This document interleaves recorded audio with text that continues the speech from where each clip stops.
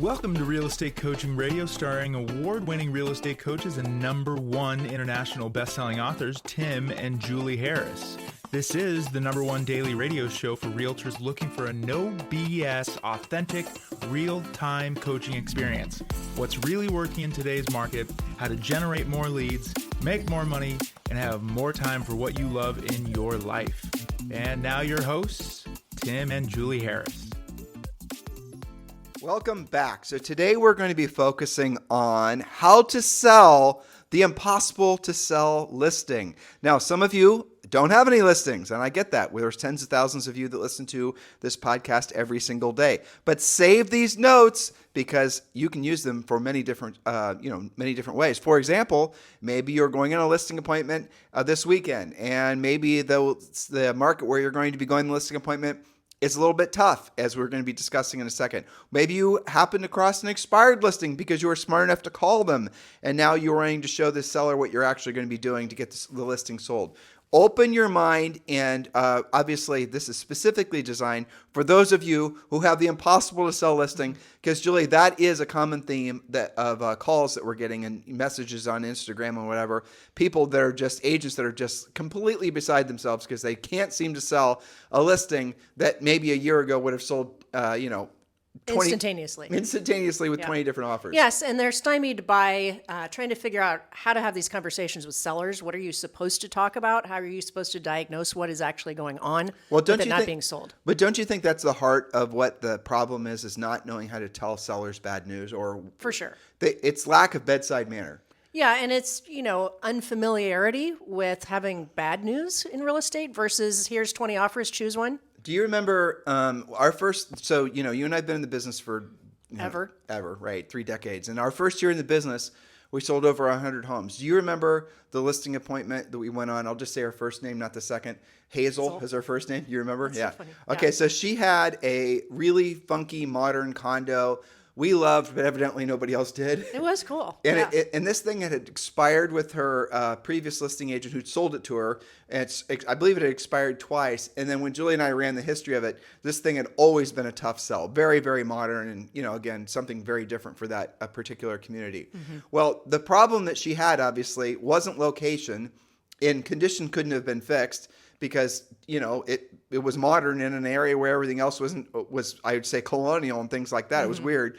But the thing that she could actually have a positive effect on was the price. But her previous listing agent did not know how to get her to lower the price, did not have the scripts, did not have the skill set, but mostly did not really have the mindset how to essentially go to Hazel and have a hard conversation with her, which, by the way, when we did do it, did result in a lot of emotions, and she did cry, and it was an uncomfortable situation. Yes. But it was also necessary because she had to sell the property.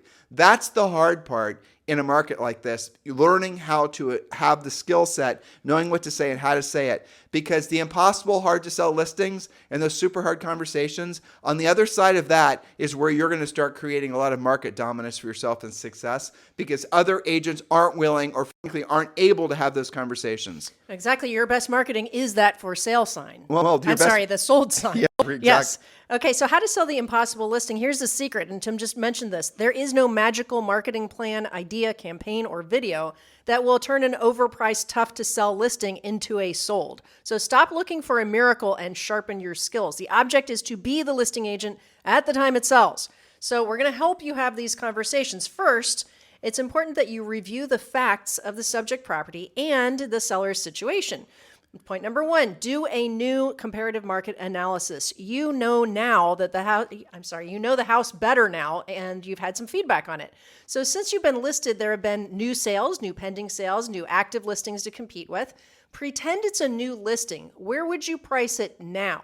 And consider the following: the absorption rate. That's how many homes, like your subject property, typically actually sell per month. Okay, so that is going to be something that they're not going to be familiar with coming out of this past market. So it's what Julie just said, but even break it down even more.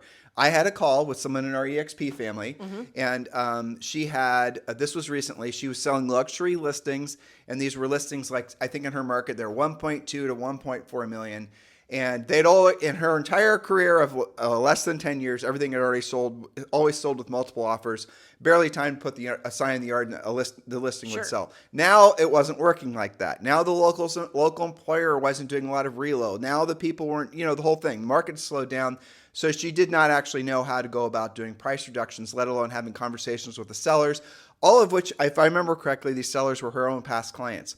So I explained to her how to take an analytical approach so that they can the sellers can have the facts. So it's less about emotion, more about facts. Absorption is one of the best ways of going about doing it. So absorption is essentially how many houses are for sale in that particular price range and how many of those homes have sold in the past, say, 30, 60, 90, 120 days. How long has it, again, this is a CMA, but it's looking back. And the absorption is how many homes in that particular range, similar to that property, age, condition, location, will the market absorb per month. So what we did is we found out that, say, I don't remember the exact math, but I actually helped her do this on the call. Between $1 million and I think it was $1.5 million, she found out that the market in the previous 90 days has consistently been selling like 3 of those houses, right? 3 per month. And they were in that whole price range. It could have been $1 million, it could have been $1.5 million. It wasn't just because they were cheaper. So it wasn't necessarily price. Sure. But then we looked to see how many houses that were currently for sale. And she said, well, I do remember this. There's only 10 houses for sale. I said, well, are you telling me that when someone's thinking about your neighborhood or this neighborhood where these listings are, they're not also thinking about a neighborhood or maybe 2 or 3 competing neighborhoods? And she said, well, there is one that we always get compared to. Okay, so let's throw those into the mix. How many now do we have that are also essentially for sale that are similar between $1 million and $1.5 million? Now there's 20. All right. So last month, according to the MLS, in all of this overall geographic area, taking consideration these 2 neighborhoods, you had 3 listings that sold. 3 listings that sold, and that left 17 still for sale. Okay, yes, those are the facts. So based on the idea that there'll be 3 homes selling consistently per month, assuming there's no new listings that come for sale, Mrs. Seller, you guys following me here? Assuming nothing new comes for sale, and your house has great location, great condition, and based on the price, it's going, things are selling in this price range, but it's going to take. It's 3 homes are going to sell per month. There's 17 homes for sale. You do the math. How many times does 3 go into 17? Well, you had to use odd numbers, didn't you? Yeah, I know. I shouldn't have done that. Well, if it was 3 out of 10, it'd be 30%. 5 months, 6 months. 6 months. 6 months, right. So 6 months. And that's assuming no new homes come for sale. And that's also assuming no new construction is also for sale. So in this market, based on the facts, using the absorption of how many homes similar to yours, Mrs. Seller, the market's able to absorb per month, we have right now at least a 6-month supply of homes. Now, from there, agents, listeners, you're going to roll into some scripts, and then we don't have time to do those on the podcast, but we teach you these in Premier Coaching. In essence, what you then explain to the seller is, if you want to get to the front of the line, so there's a line to check out at the grocery store. Like, I don't know if you've ever been stuck in one of those, super long lines at the grocery store. For some reason, all the registers are closed and there's only one line. And you want to get to the front of the line. You've ever had that experience before? That's kind of similar to the experience in the, what you're feeling now, right, Mrs. Seller? You want to just check out. You want to get your house sold, get your proceeds checked, and you want to move on. Well, unlike standing in a line at a grocery store, you can you imagine what happened if you just shoved your way to the front and said, I want to check out next? I mean, that wouldn't work, right? But you can do that in real estate. And the way you can do that is by pricing the home so that it matches the buyer's expectations. Now, Mrs. Seller, there's 3 things in real estate that cause a home to sell. Price, condition, and location. Now, I have 3 questions for you. Are you planning on doing anything dramatic with the condition? Are you planning on, building a pool, adding a bedroom? Are you planning on doing it? No, you're not. So the condition is the condition. Okay, and fortunately for us, the location is good.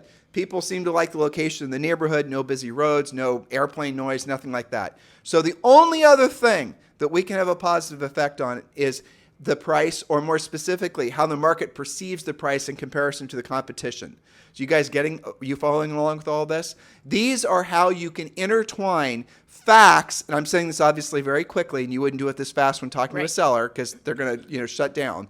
But you want to give them facts along with some scripting so they can understand, and some stories intertwined so they can understand why the home hasn't sold. If you're not able to move past their emotional state of wanting to latch on to what was, just like many of you are in that state. Like a year or two ago, this house would have sold with 20 competing offers. If you can't move off that dead center, you're going to have that listing expire on you. And that past client center of influence seller, every time you see them for the rest of your life is going to feel awkward because you failed. And why did you fail to sell their listing? Because you did not know what to say and how to help them understand. And it wasn't their fault, it was yours. That's right. And you know what's very interesting as I hear you go through that script that we used many times is that what's going on in my coach's brain is this.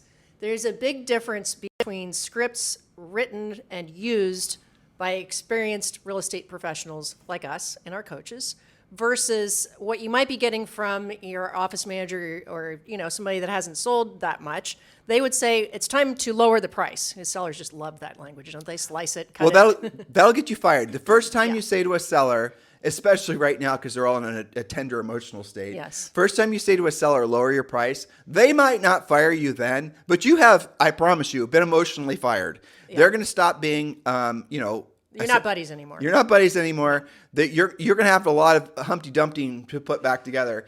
Yes, that's right. And so just to point out to our listeners, because they might not have zeroed in on this, one of the reasons why the scripts that we teach in Premier work is because of what you just demonstrated. You didn't even do the full script and you went pretty fast.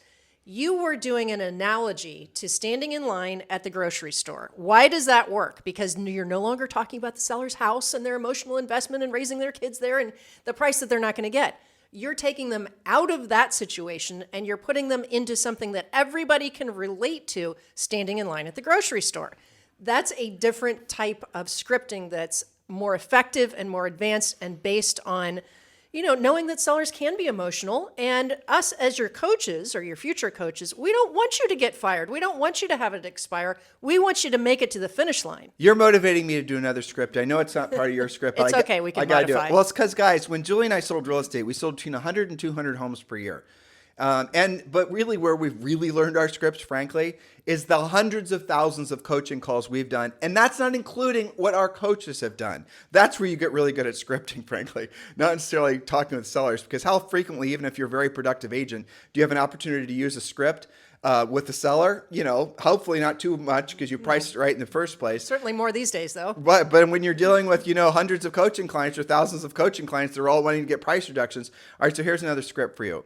And I'm going to go back to Julie's example of going to the grocery store. So, Mr. Seller, I want you to imagine you have actually, it was funny. I used to use this. I'll tell the story exactly how I used to tell it, how I teach it to coaching clients. So, Mr. Seller, Julie and I were driving home yesterday, and she said, we've got to get milk. We're missing milk. This is all made up, guys. But just follow along here. It's all, it's a story, but it also will make it so everyone can understand. So of course, we pull up to a local Costco, right? And where's the cooler for the milk in a Costco? It is at least 4 or 5 miles back from the front of the door. Back, yeah. Right. So she needs this milk to make something for, Zoe's, they're having a bake sale or something. She needs milk. Costco's there. We're parked in front of the Costco. She throws me out of the car. Now I'm supposed to, somehow take this sojourn to the back of this Costco. So I finally make it past. I don't know if you guys are in a Costco. Again, I'm telling a story, right? I'm trying to emotionally pull that seller in.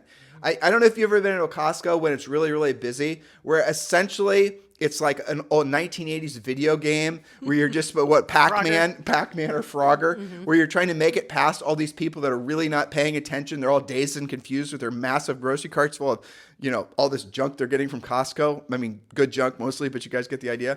So finally, with all my limbs and appendages, I make it to the back of the Costco, and there is this massive cooler. But it's horrible. You guys have all seen this cooler before.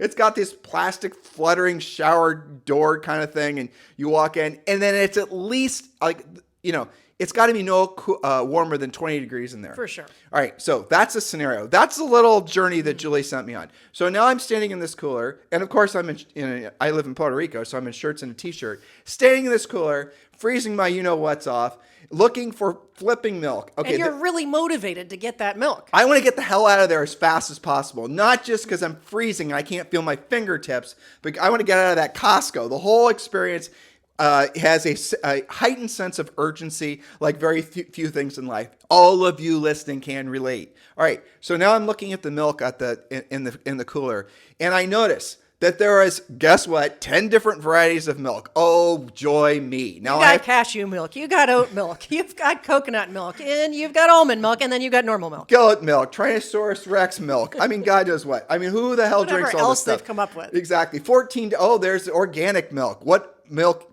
that comes from a cow is not organic? All right, They're all different prices too. Okay, so I'm looking at all of this. And look, here's what's different. The labels are different. The bottle shape is different. The expiration dates are all basically the same. So I'm looking at all the quantity of milk is all basically the same. There's the milk in the plastic container like all of us grew up on. And then there's the fancy ass pretty milk that's on the other side in the glass container that's shaped like some sort of cow, right? All right, so I'm trying to decide which ones I'm going to get. They're all the same quantity of milk. They're all basically the same price. They all have basically the same expiration dates. But here's what's happened. Fortunately, the lovely souls at Costco have all, and they don't do this, by the way, but just for the sake of the story, they positioned the milk in this wretched cooler so that it goes from least expensive to most expensive. Now, I didn't say all those milk bottles were the same. They were all different. I mean, I guarantee you Zoe and Julie would have liked the pretty glass milk-shaped milk bottle. Yeah. Okay, but I'm there to get out, and I want to essentially spend the least amount of money. They're all the same. They all accomplish the same goal. They all have the same, benefits. And they're all the same quantity. So they're essentially they're fungible. They're interchangeable with each other. But this first one is the least expensive. Which one, dear listener, are you grabbing? Now, if you're like Julie, you're going to grab the glass one and pay 10 times the price. I know you are. But let's just say you're like me and you're going to grab, true or false? Probably. Yeah. Especially if Zoe's with you. Yeah. And she's going to get not one, but two, because after all, the cows have to have friends. Okay, Right. so I'm going to grab the least expensive one, and then I'm going to get it out of that store as fast as possible. So Mr. Seller, Mrs. Seller, that is the exact same thing that's happening in the market right now. I know that your house is different, and I agree with you in many ways better than the other gallons of milk that are in that cooler. But at the end of the day, they're interchangeable with each other. They're all 4 bedrooms. They're all 2.5 baths. Almost all of them have pools. All of them have great lots. All of them were built 10 years ago. All of them have floor plans that are very similar. They're all built by, 2 different builders, but basically building the same types of homes. You have an issue where someone is trying to make a decision between one or the other, and Mr. Seller, 9 times out of 10, if someone's trying to choose between one thing and several other things, and they're all interchangeable, they're going to choose the thing that's the least expensive, just like I did, and Mr. Seller, Mrs. Seller, just like you did when you're standing there in the cooler next to me. You're grabbing the least expensive one, and you're getting the hell out of that store as fast as you possibly can. That's how you get to the front of the line. And that's how you get to the front of the line. That's how you sell your gallon of milk. That's how you actually get it out of the store the quickest. That's how you explain absorption. That was all point number 1. Yes. Okay, point number 2, review the seller's motivation. Why are they moving? Are they a have to move seller or just a want to move seller, or have to move versus want to move? Where are they going when it sells? Have they already moved out? Remember, their motivation may have changed since you first listed the home. Excuse me. Okay, so note to self, if they are buying with you and they don't have a good feel for where they're going to be moving yet, that could be the issue. Why would they give you a better price if they don't know where they're going to move to? Excuse me. All right. Solution. Take them out for a long afternoon or even a full day to actually see what their options are for moving to. They need to fall in love with what's next so they can let go of what's current. Another secret. Sometimes new construction is the answer. Be sure you know what's being built where and at which price points. Learn the builder incentives. This may require you to go out for a day and investigate the options before you take your seller/buyer out with you. Now, depending on your seller's, you can have a drink water. Depending on your seller's motivation, you might actually get them to be willing to move to, this is hard, especially with upper end sellers. I do understand, but you might get them to live in something temporarily and rent something. That might be a viable option to get them to put their house for sale without actually locating something new. But if you want to have a motivated seller, ultimately they have to have something to be looking forward to.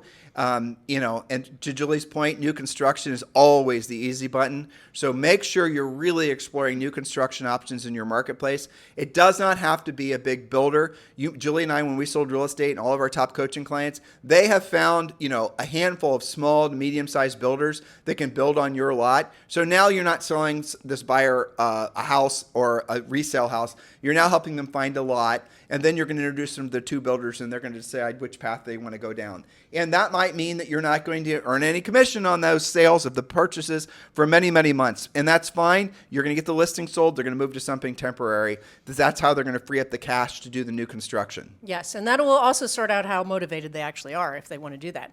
Okay, next point is keeping the home an option for the seller. Might they keep it and lease it? Here's a note to self. Always say yes yourself to leasing it for them. You also might advertise it for lease and sale at the same time and decide what to do based on what happens first. Now, here's a secret to this. Once you actually discuss the reality of them being a landlord, the amount it will probably lease for, and what their net will be, they may change their mind about leasing it. So know how to research lease pricing if you don't already know how to do that, because they have to make a good decision based on real numbers, right? Julie's point is when someone you want to walk into a seller's house in this market and you want to give them essentially a ton of options. So leasing might be an option. You could say, for example, Mr. Seller, let's just say it's a listing that is going to be tough to sell. Mr. Seller, we have several options here. Option one is we retail the house. I put it for sale. We take my proven traditional path to getting homes sold. If that doesn't work, or simultaneously, we can also be looking for someone to lease it. And then I got great news for you, because I'm an eXp Realty agent. I actually have a program called Express Offers, and I can actually right now get an offer on your property so that you could have this house pre-sold to an investor. So if option A or option B doesn't work, we always have option C as our ace in the hole. These are the types of ways that you approach a market like this. You can't just walk into a seller's house and just say, I'm just a listing agent. If you want any other services out of me, buena suerte. By the way, all of you should be ready to upgrade your brokerage experience. Julie and I would love the opportunity to discuss with you why hundreds of agents are joining with Julie and I on a regular every single month to join our eXp Realty group. And if that's something of interest to you, which it should be, there's two paths forward. Scroll down, and along with the notes from today's show are going to be links for you to click to then find out more about our eXp Realty group called Libertas. For those of you who are ready to join eXp Realty, you're looking to land the plane and you want to, align yourselves with us and be partners with us at eXp Realty, we'd love the opportunity to do so. You can text me directly at 512-758-0206. Again, your links are below, along with our show notes from today. All right, point number 4, and I will fix that little part there. Point number 4, set up the reality tour, real estate reality tour for yourself and your seller. Now, here's how that works. Do your research first so you know what you're going to show and how it impacts the subject property. Again, we're shooting for a better price. Then you actually take your seller or sellers out on a showing trip where you're going to see what they're competing against as well as what's currently pending.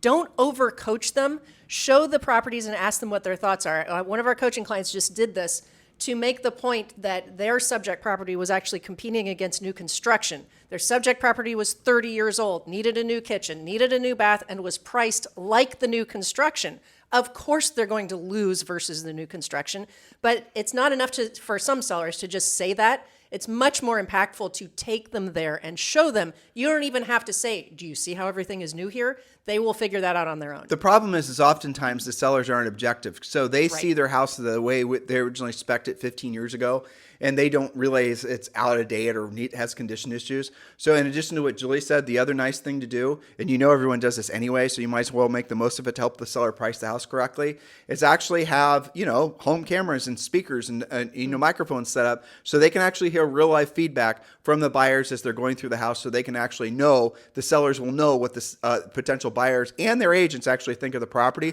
That's where you're going to get raw, unfiltered, feedback on a listing, which will then put you in a position to be able to get that seller to position the house correctly so that it does truly reflect the buyer's expectations, aka lower the price. That's right. There used to be a Canadian HGTV type reality show that did that. They set up those cameras, and it was interesting to see the sellers hearing, a buyer actually saying, oh my gosh, I can't deal with this dark colored woodwork. It's different hearing it from them than hearing it from your listing agent, who they may perceive, well, you just want me to get the price. Well, I'm not objective about the home we live in. I mean, Me neither. I'm sure, course I'm not, but I'm sure people that walk in will say, our place was built in 1993. So I'm sure people walk in and don't like the dark mahogany woodwork that's here and there. I mean, it is what it is. I get it. Exactly. But it's also fascinating too, if you're dealing in different price ranges, the expectations for finishes, specifically cabinet colors and flooring and appliances. All of you should know this, but in case you don't, the expectations are radically different. So obviously upper end people are going to expect things to be new and modern. But here's the fascinating thing. If you go to a market like Austin, they do expect things to be new and modern, but the buyers have been conditioned to be a lot more tolerant to things that are essentially maybe functionally obsolete, because of the fact that if they want to live close to downtown, they're going to have to live with a house that was originally designed in the 50s. Yeah, or even older than that. There will be some compromises, but you've grown into figuring that out.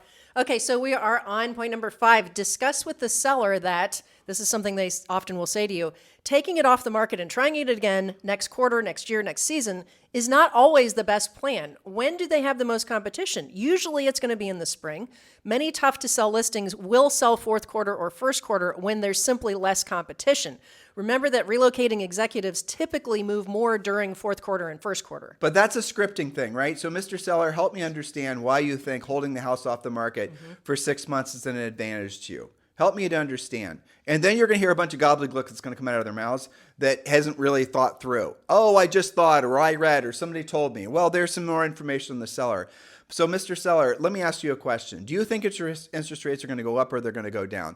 Mr. Seller, do you think there's going to be more homes for sale or less homes for sale? Does that sound like the type of environment where we want to be putting the house back for sale? By the way, you told me that you wanted to have the house sold within 8 months because of the fact that you guys wanted to move down to Florida. Have your plans changed? So what you're going to do, and this is just a smidge of it, is you're going to go into essentially coaching the seller. That's really what you're going to do. Through a series of questions, you're going to coach the seller and help them to essentially rediscover why they put the house for sale in the first place. Okay, now that's another important scripting difference. You're making it all about the seller, the seller's needs, the seller's motivation, why they told you you've got to get the house sold. You're not making it about the agent in any way. You're going right back to their motivation, which is why it's important that you know and that you revisit their motivation. But Julie, even worse, there's a lot of agents, especially around the holidays, or they just do it different times of year, where they tell the seller to take the house off the market. I know. You don't don't tell your story. But I mean, there have been examples where, and it happens again, especially over, let's say, for example, from the end of October through maybe beginning of whatever spring is defined as in your market. In some markets, spring is in January. Where we're from, it's more like May. But the moral of the story is a lot of sellers are being given bad information that you only want to have your house for sale in the spring. Well, Julie just touched on it. The best time in many markets, especially with more expensive stuff where there's relo, to have a house for sale is during fourth quarter and first quarter, because that's when all your super motivated executives roll into town that, generally speaking, have fat relocation deals. Who will absolutely buy in one weekend. And who aren't that, generally speaking, they're a little bit less picky because they know when they put the house for sale again in 2 or 3 years that they're going to be able to sell it through the relocation company and it's not their problem. They're just passing through. Yeah. Okay, next point is number 6. Ask if their plan is to just relist it with somebody new. This is something that comes up when it's about to expire on you. What is the first thing a new agent's going to ask them to do? They're going to ask for a new price, of course. But why lose valuable marketing time with restaging new photos, new videos, new media when you can do this for them now? But it is worth mentioning, Julie, not every time when you have, since you're touching on an expired seller because you said price, not every time is price the problem. That is true. Yeah, and there's a great script. We have a lot of great scripts that we teach you in Premier Coaching. But this is one of the conversations that you're going to have with a lot of these sellers, because I'll say it again, not every time, most of the time, but not every time is price actually the issue with why the house didn't sell. There are so many other reasons why it couldn't have sold. And so this is what you say to the seller. Mr. Seller, I've got great news for you. Sometimes the best homes don't sell, and not for the reason you probably have been told. Boom. You don't think that seller is going to love you for saying that because they're so sick of the other agents telling them that it's all about price, right? It maybe was because the seller was fussy with allowing showings, Or it was maybe because at the time the house was for sale, originally, or for the first like 3 or 4 months, there was a lot of competition that's not there now. Maybe it's just because the pictures are terrible, the description is terrible, the seller, all these things. Or some of those things combined, could all be happening at the same time. I would have them refer to our podcast we did about this. I think it was called 8 Expired Secrets. And it plays right into that script where it's maybe not for the reasons that you think it expired. It could have been all those things you rattled off. Right. And if your go-to, because you're using some inexperienced real estate trainer, is price. Well, you're not going to get the listing because you have no bedside manner. You have no je ne sais quoi. You've not learned to Dr. Phil Sellers, as we're fond of saying. Those of you who remember Dr. Phil, right? You have to be a bit of a psychologist, a human behaviorist, combined with the salesperson all at the same time in a market like this, because you've got to move them and frankly move yourself into the new reality, but you've got to do it with love, respect, and a lot of, frankly, all the things, right? All the things. All the things. But you've got to do it urgently. And here's the best part. There really aren't that many scripts that you're going to have to learn. Like when you're coming to dealing with, say, sellers about repositioning their house on the market. Wait. You're previewing point number 7. Oh, am I? Sorry. Review and use the NAR price reduction script. According to NAR, if after 2 weeks or 10 showings you don't have a workable offer, you are missing the market regarding price. And it's time to reposition the property to more accurately reflect the expectations of the buyers who are currently looking. Okay, so let me talk about that. That is something that you want to tell the seller about. When you list your house when someone lists their home with you and you're a Tim and Julie Harris Premier Coaching client, whether you're in Premier Coaching or any of the one-on-one programs, we're going to teach you how to obviously generate the lead, pre-qualify the lead, present to win the listing, negotiate and close. But the other thing we're going to give you is you're going to have a great pre-listing pack. Now, the pre-listing pack is essentially your silent salesperson that's going to sell the seller into wanting to list with you. When you see this pre-listing pack, you will not believe how effective it is. It'll make you giddy with excitement because you'll be so excited to go out and use it. That is always the reaction that our coaching clients have. So after you take the listing, which you will, you're then going to give the seller a complete home selling guide. The complete home selling guide is going to be their go-to manual when it comes to knowing what to do to get the home sold. And in the manual are going to be what the expectations are of you, of them, and them of you, and what you're going to do and when you're going to do it. They're going to be able to flip to this manual how to work with you selling their listing at any time. A lot of it has to do with repositioning the house in the market with regards to, obviously, the price.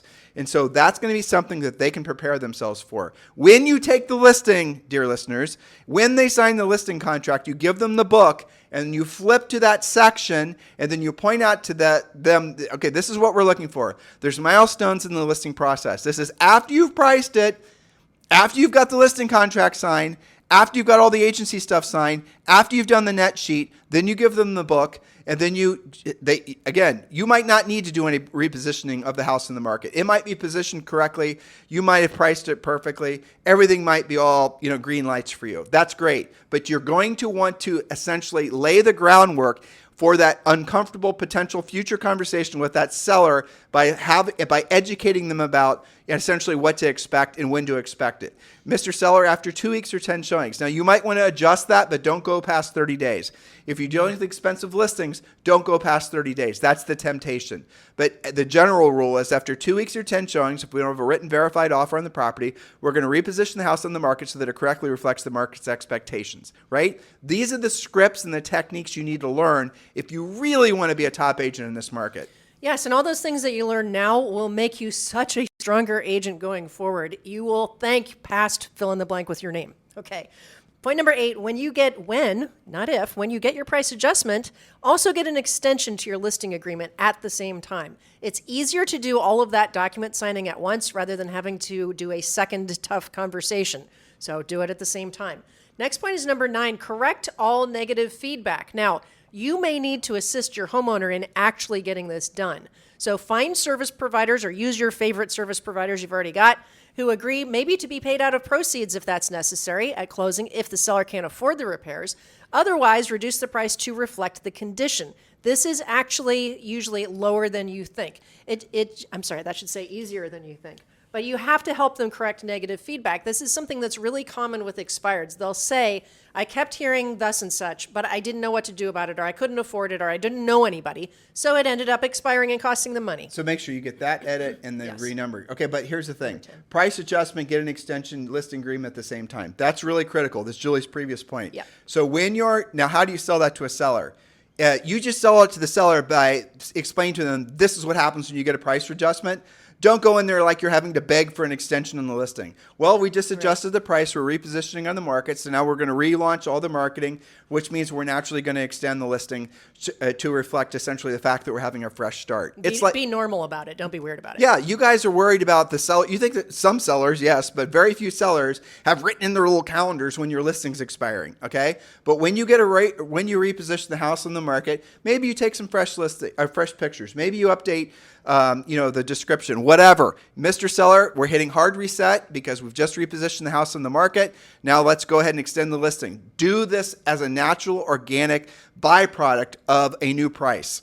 That's right. And our final point, with some help at the end right after that, point number 10, share what your new marketing plan is with your seller once the price has been improved and the listing has been extended. Also share any negative feedback that's getting remedied. They are absolutely expecting this from you. Just because you got the price better does not mean that they don't still have the what have you done for me lately mindset. So this is real estate training. We've just glazed the surface, the very, very top of the surface of what you get with Premier Coaching. So your homework from this podcast and every podcast is to join Premier Coaching. Scroll down, get all of Julie's links. I'm looking at a gob of other things that we're not going to get to because we're over a half hour.